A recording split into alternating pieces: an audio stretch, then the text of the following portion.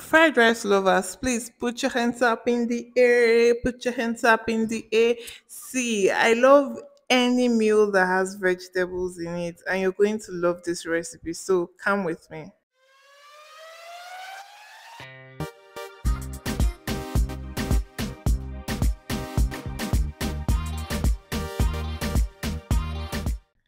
So these are the ingredients. Here we have liver, cabbage, other vegetables. Please don't judge me. I really love cabbage in rice. I really love it, but it's totally optional. And every detail you need to know is going to be in the description box.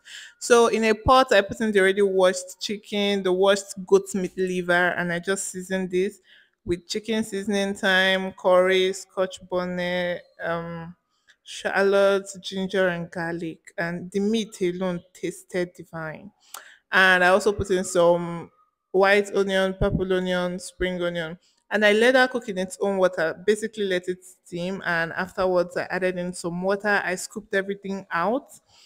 I fried them, fried the liver, fried the chicken, and I set all of that aside. Close your eyes for a minute. Close your eyes for a second. I won't change my mind. From the title of this video, you can already tell I did not put any manner of artificial colors. So in a pot, I put in the washed rice. I didn't parboil it, but you can parboil it if you wish to. And I put in the chicken stock. I put in some nutmeg, and I just let it cook. That stock water is enough to give it a beautiful natural color.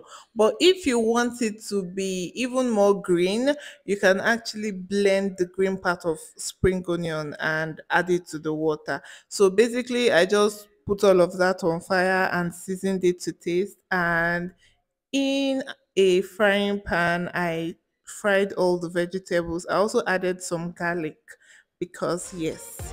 Please don't let me down.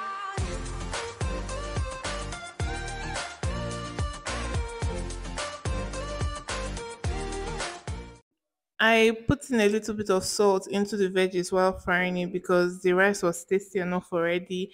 And when the rice had dried up of its water, I put in all the veggies. Look at my cabbage looking so cute.